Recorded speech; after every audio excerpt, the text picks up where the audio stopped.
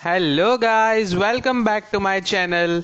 मैं हूं पीयूष और आज हम पढ़ेंगे बी हाइव में prose 4 a truly beautiful mind. इस चैप्टर में हम बहुत ही फेमस और जीनियस साइंटिस्ट एल्बर्ट आइंस्टाइन के बारे में बात करने वाले हैं। एल्बर्ट आइंस्टाइन की पूरी लाइफ इस चैप्टर में आपको समझाई गई है। ओके, तो बिफोर यू रीड में हम देखते हैं We shall now read about a young German civil servant who took the world by storm about 100 years ago. In the summer of 1905, the 26-year-old published in quick succession 4 groundbreaking papers about light, the motion of particles, the electrodynamics of moving bodies, and energy. ये 4 scientific concepts पे Albert Einstein ने book publish की थी जो बहुत ही famous हुई थी। His work took up only a few pages in scientific journals but changed forever our understanding of space, time and entire cosmos and transformed the name Einstein into a synonym of genius. मतलब कि Einstein पहले सिर्फ एक नाम था लेकिन अब वो जीनियस का दूसरा मतलब बन चुका है। अब हम इस प्रोज को स्टार्ट करते हैं। Albert Einstein was born on 14th March 1879 in the German city of Ulm without any indication that he was destined for greatness. On the contrary, his mother thought Albert was a freak. To her, his head seemed much too large. At the age of 2.5, Einstein still wasn't talking. When he finally did learn to speak, he uttered everything twice.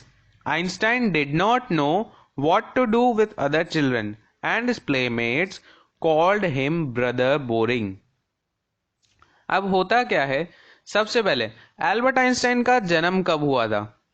Albert Einstein कब पैदा हुए थे? तो वो है 14 मार्च 1879 को। कहाँ? तो जर्मनी की एक सिटी है जिसका नाम उल्म है, वहां पे उनका बर्थ हुआ था। और तब किसी को ये नहीं पता था कि एल्बर्ट आइंस्टाइन बहुत बड़े जीनियस बनने वाले हैं। और तब उनकी मदर को ऐसा लगा कि उनका जो हेड है वो कुछ ज्यादा ही बड़ा है और वो एक फ्रीक है। एल्बर्ट आइंस्टाइन एक फ्रीक है। फ्रीक का आपको साइड में मीनिंग दिया हुआ है, a word used disapprovingly to talk about a person who is unusual and doesn't behave, look और थिंक लाइक अदर्स। मतलब कि जो इंसान बाकियों से अलग होता है, उसका बिहेवियर या वो किसी से कैसे बात करता है, कैसे सोचता है या कैसे किसी को मतलब कैसा वो दिखता है, वो बाकी कॉमन लोगों से अलग होता है, तो उसे हम फ्रीक कहते हैं। जब आइंस्टाइन 2.5 साल के थे तब भी उन्होंने बोलना नहीं सीखा था। जब उन्होंने बोलना सीख लिया तो वो हर एक चीज को 2 बार बोलते थे। आइंस्टाइन को यह नहीं पता था कि दूसरे चिल्ड्रन के साथ कैसे हम लोग बिहेव कर सकते हैं, और उसी वजह से उनके साथ जो बच्चे खेलते थे वो उन्हें ब्रदर बोरिंग के नाम से जानते थे। So the youngster played by himself much of the time. He specially loved mechanical toys. Looking at his newborn sister मजा, he is said to have said, fine, but where are her wheels? मतलब दूसरे लोग तो उनके साथ खेलते नहीं थे, जैसा कि हमने सेकंड पैराग्राफ में देखा। तो ज्यादातर आइंस्टाइन टॉयज के साथ ही खेलते रहते थे और उसमें से जो मैकेनिकल टॉयज थे वो आइंस्टाइन को कुछ ज्यादा ही पसंद आते थे। और जब उनकी छोटी सिस्टर आई तब उन्होंने क्या कहा, ठीक है पर इसके व्हील्स कहाँ है? मतलब मैकेनिक से बचपन से ही उन्हें इतना प्यार हो गया था। A headmaster once told his father that what Einstein chose as a profession wouldn't matter because he will never make a success at anything. Einstein began learning to play the violin at the age of 6 because his mother wanted him to. He later became a gifted amateur violinist, maintaining this skill throughout his life. अब उनकी mother को ऐसा चाहिए था कि Einstein जो है वो वायलिन सीखे। तो वायलिन सीखना आइंस्टाइन ने कब चालू किया था? जब वो सिर्फ 6 साल के थे तब। लेकिन एज अ रिजल्ट वो एक एमेटियर वायलिनिस्ट बन गए। एमेटियर वायलिनिस्ट मतलब कि ऐसा वायलिनिस्ट जो अपने आप को खुश रखने के लिए वायलिन बजाता हो। मतलब वो किसी को दिखाना नहीं चाहते, लेकिन उनको खुद को खुशी मिलती है, इसलिए वो वायलिन बजाते थे। But Albert Einstein was not a bad pupil. He went to high school in Munich, where Einstein's family had moved when he was 15 months old and scored good marks in almost every subject. Einstein hated the school's regimentation and often clashed with his teachers. At the age of 15, Einstein felt so stifled there that he left the school for good. अब Albert Einstein बुरे student तो नहीं थे। वो Munich में एक high school में जाते थे। म्यूनिच वो सिटी है जहां उनकी फैमिली तब शिफ्ट हुई थी जब वो 15 मंथ्स के थे सिर्फ। आइंस्टाइन को जो चीज नहीं पसंद थी तो वो था उस स्कूल का सिस्टम, उस स्कूल का डिसिप्लिन। इसलिए जब वो 15 साल के हुए, आइंस्टाइन को वो जो स्कूल था वो बिल्कुल पसंद नहीं आया और उन्होंने वो स्कूल छोड़ दिया।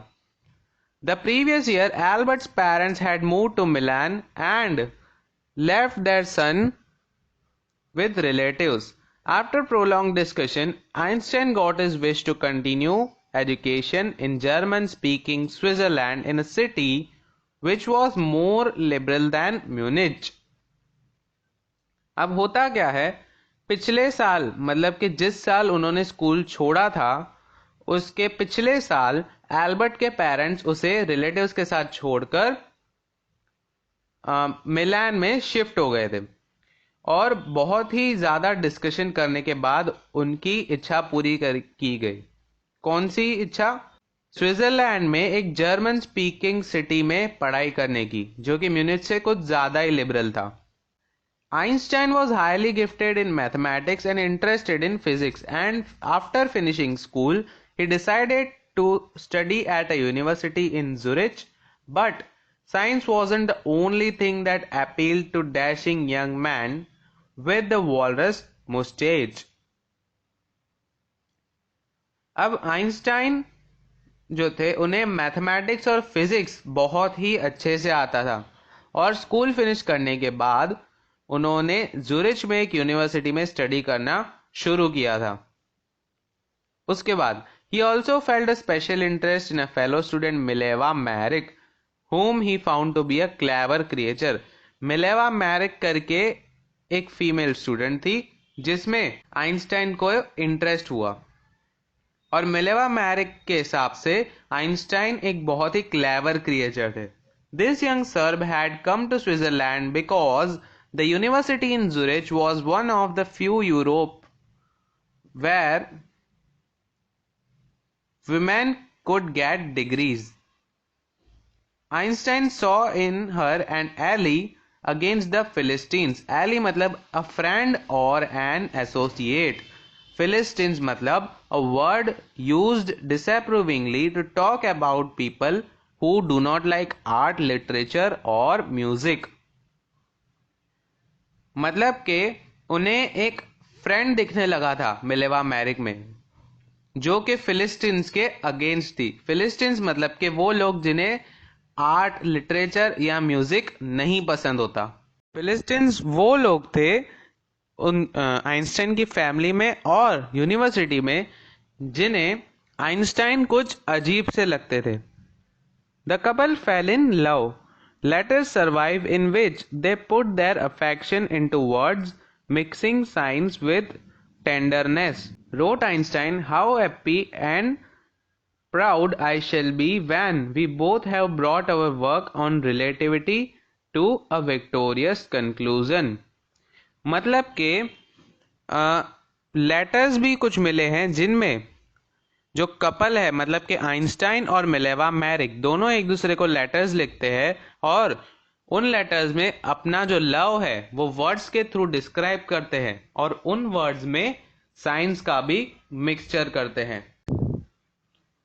In 1900, at the age of 21, Albert Einstein was a university graduate and unemployed. He worked as a teaching assistant, gave private lessons, and finally secured a job in 1902 as a technical expert in the patent office of Bern.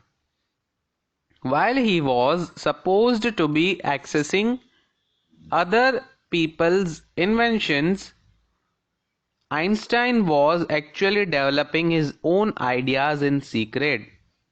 He is said to have jokingly called his desk drawer at work the Bureau of Theoretical Physics. अब 1900 में जब Albert Einstein 21 की as के हुए तब वो graduate हो गए थे और अनएम्प्लॉयड थे। अब वो अनएम्प्लॉयड थे तो इसलिए उन्होंने 2 साल तक एक टीचिंग असिस्टेंट का काम किया और अपने प्राइवेट लेसन्स उनके स्टूडेंट्स को दिए और फाइनली 1902 में उन्होंने एक जॉब सिक्योर की as a technical expert in the patent office in Bern. उन्हें टेक्निकल एक्सपर्ट की जॉब मिली कहाँ? तो एक पेटेंट ऑफिस में जो बर्न में लोकेटेड थी। उसके बाद आइंस्टाइन को इस तरह सपोज किया गया था कि वो किसी और के इन्वेंशंस को स्टडी करेगा, पर सीक्रेट में आइंस्टाइन खुद के ही आइडियाज डेवलप कर रहे थे, कुछ खुद से ही इन्वेंट कर रहे थे। One of the famous papers of 1905 was Einstein's special theory of relativity, according to which time and distance are not absolute. Indeed, two perfectly accurate clocks will not continue to show the same time if they come together again after a journey if one of them has been moving very fast relative to the other. From this followed the world's most famous formula which describes the relationship between mass and energy, that is E is equal to mc square.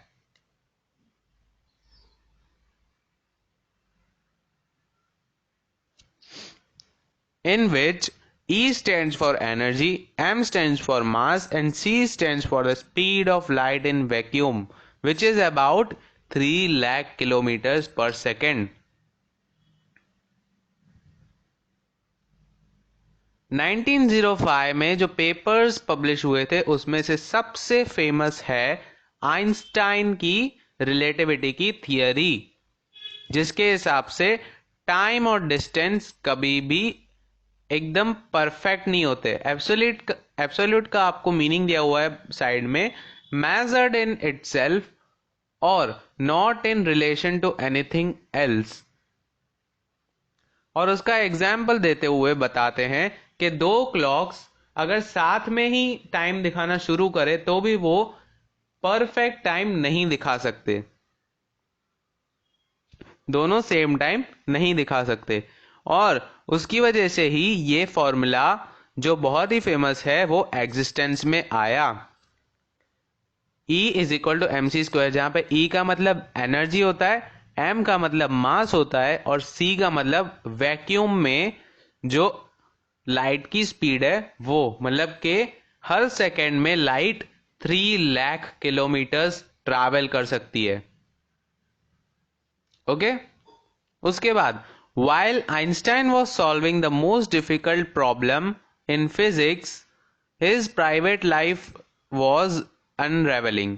जब Einstein physics के बहुत difficult problems solve करना शुरू हो गए तब उनकी private life fail होने लगी। अनरेवलिंग मतलब starting to fail. Albert had wanted to marry Mileva right after finishing his studies, but his mother was against it. She thought Mileva, who was 3 years older than her son, was too old for him. She was also bothered by Mileva's intelligence. She is a book like you, his mother said. Einstein put the wedding off. जब Einstein physics की बहुत difficult problems को solve करते हैं तो क्या होता है, उस टाइम पे वो अपनी प्राइवेट लाइफ को टाइम नहीं दे पाते, इसलिए उनकी प्राइवेट लाइफ फेल होने लगती है।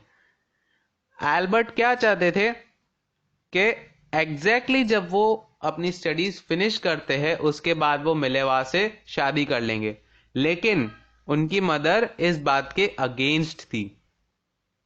उन्हें ऐसा लगता था कि जो मिलेवा है वो आइंस्टाइन से भी ज्यादा बुक्स में घुसी हुई है, और दूसरी बात ये कि वो उनसे 3 साल बड़ी है, इसलिए उनकी मदर ने इस मैरिज के लिए हाँ नहीं बोला। तो आइंस्टाइन ने भी वो बात साइड में रख दी। The pair finally married in January 1903 and had 2 sons, but a few years later the marriage faltered. Mileva meanwhile was losing her intellectual ambition and becoming an unhappy housewife. After years of constant fighting, the couple finally divorced in 1919. Einstein married his cousin Elsa the same year. अब होता क्या है, finally जनवरी 1903 में दोनों की शादी हो जाती है और उनके 2 बेटे होते हैं, लेकिन कुछ साल बाद दोनों के बीच में झगड़े होना शुरू हो जाते हैं और 1919 में फाइनली डाइवोर्स हो जाता है। उसके बाद आइंस्टाइन अपनी कजिन से शादी करते हैं जिनका नाम एल्सा होता है। Einstein's new personal chapter coincided with his rise to world fame. In 1915, he had published his general theory of relativity, which provided a new interpretation of gravity. Einstein ने अपनी लाइफ का एक नया चैप्टर शुरू कर दिया था और उसी चैप्टर में वो वर्ल्ड फेमस होने वाले थे। 1915 में आइंस्टाइन ने रिलेटिविटी की जनरल थियरी पब्लिश की थी, जिसकी वजह से ग्रेविटी क्या होती है उसकी एक नई इंटरप्रिटेशन वर्ल्ड को मिली। An eclipse of the sun in 1919 brought proof that it was accurate. 1919 में जब एक्लिप्स आया तब आइंस्टाइन की थियरी प्रूफ हो गई। Einstein had correctly calculated in advance the extent to which the light from fixed stars would be deflected through sun's gravitational field. The newspaper proclaimed his work as a scientific revolution. Stars से light कैसे deflect होती है वो Einstein ने पहले ही calculate कर लिया था। किसकी मदद से? सन की ग्रेविटेशनल फील्ड की मदद से। और न्यूज़पेपर्स में उनका जो ये काम था उसे साइंटिफिक रिवॉल्यूशन के नाम से जाना गया। Einstein received the Nobel Prize for physics in 1921. He was showered with honors and invitations from all over the world and lauded by press. अब फाइनली 1921 में उन्हें नोबेल प्राइज मिला और वो वर्ल्ड फेमस बन गए। When the Nazis came to power in Germany in 1933, Einstein immigrated to the United States. 5 years later, the discovery of nuclear fission in Berlin had American physicists in an uproar. Many of them had fled from fascism just as Einstein had, and now they were afraid of the Nazis could build and use N atomic bomb. अब जब 1933 में Nazis का rule चालू हुआ Germany में, तब Einstein America चले गए और 5 साल बाद जब पता चला कि बर्लिन में न्यूक्लियर फिजन की डिस्कवरी हो गई है, तब जो अमेरिकन फिजिसिस्ट थे उन्हें बहुत बुरा लगा, क्योंकि अब उनके मन में एक डर बैठ गया था कि अब नाजीज एक एटॉमिक बॉम्ब बनाकर यूज करने वाले हैं। At the urging of a colleague, Einstein wrote a letter to the American President Franklin D. Roosevelt on 2nd August 1939, in which he warned a single bomb of this type exploded in a port might very well destroy the whole port together with some of the surrounding territory. His words did not fail to have an effect. The Americans developed the atomic bomb in secret project of their own and dropped it on the Japanese cities of Hiroshima and Nagasaki in August 1945. अब 1945 में क्या हुआ था वो हम बहुत अच्छे से जानते हैं। हिरोशिमा और नागासाकी पे अमेरिकन्स ने एक एटॉमिक बॉम्ब गिराया था और उसका इफेक्ट, जो उस बॉम्ब के रेडिएशंस थे, उनका इफेक्ट आज भी आपको जापान में देखने मिलेगा। अब हुआ क्या, आइंस्टाइन के एक कलीग थे जिनकी रिक्वेस्ट पे आइंस्टाइन ने अमेरिकन प्रेसिडेंट फ्रैंकलिन रूजवेल्ट को लेटर लिखा और उसमें उन्होंने डिस्क्राइब किया कि ऐसा एक बॉम्ब भी अगर ड्रॉप किया गया तो वो एक पूरे सिटी को या एक पूरे पोर्ट को डिस्ट्रॉय कर सकता है और आजू बाजू के भी कुछ शहर डिस्ट्रॉय हो सकते हैं। और उन्होंने जो कहा था वो झूठ बिल्कुल भी नहीं था। अमेरिकन्स ने सीक्रेट प्रोजेक्ट में एक एटॉमिक बॉम्ब बनाया और उसे हिरोशिमा और नागासाकी पे ड्रॉप कर दिया और उसका जो इफेक्ट हुआ वो कोई नहीं भूल सकता। आज भी जापान में जो बच्चे पैदा होते हैं वो या तो बिना बाल के होते हैं, या तो उनके दांतों में से खून निकल रहा होता है, या तो उनकी कुछ शक्ल अजीब होती है। और ऐसा क्यों? तो इस बॉम्ब के रेडिएशन आज भी वहां पे मौजूद है, इसलिए। Einstein was deeply shaken by the extent of destruction. This time he wrote a public missive to the United Nations. In it, he proposed the formation of a world government. Unlike the letter to Roosevelt, this one made no impact. But over the next decade, Einstein got ever more involved in politics, agitating for an end to the arms buildup and using his popularity to campaign for peace and democracy. Einstein को जो America ने Hiroshima और Nagasaki पे bomb drop किया था वो बहुत बुरा लगा था, इसलिए इस बार आइंस्टाइन ने एक पब्लिकली लेटर लिखा अमेरिका को कि एक इंटरनेशनल ऑर्गेनाइजेशन बनाई जाए जो ये सब वॉर्स और ये सब रोक सके। बट एज यूजुअल रूजवेल्ट ने इस लेटर को भी इग्नोर किया और अपनी जान पहचान की वजह से, अपने फेम की वजह से आइंस्टाइन पॉलिटिक्स में घुसे और अपनी जो पॉपुलैरिटी है उसको पीस और डेमोक्रेसी के लिए इस्तेमाल किया। When Einstein died in 1955 at the age of 76, he was celebrated as a visionary and world citizen as much as a scientific genius. जब आइंस्टाइन की डेथ हुई 1955 में, जब वो 76 साल के थे, तब उनकी डेथ विजनरी की तरह सेलिब्रेट की गई थी। विजनरी मतलब a person who can think about future in an original and intelligent way, जो कि लॉजिक के हिसाब से फ्यूचर में क्या होने वाला है वो बता सके, उसे हम क्या कहते हैं? विजनरी। तो आइंस्टाइन को विजनरी कहकर सेलिब्रेट किया गया और उन्हें साइंटिफिक जीनियस माना गया। सो गाइज, यहाँ पे हमारा चैप्टर खत्म होता है। अब हम मिलेंगे नेक्स्ट वीडियोस में कुछ नए चैप्टर्स के साथ। आपको ये वीडियो कैसा लगा प्लीज कमेंट्स में बताइएगा, और अगर आपको वीडियो अच्छा लगा तो लाइक भी जरूर करिएगा और सब्सक्राइब भी। सब्सक्राइब के साथ साथ आप बेल बटन को भी दबा दें ताकि आपको मेरे हर एक वीडियो का नोटिफिकेशन मिलता रहे और आप नॉन स्टॉप पढ़ते रहे। Okay guys, thank you for watching and Bye bye.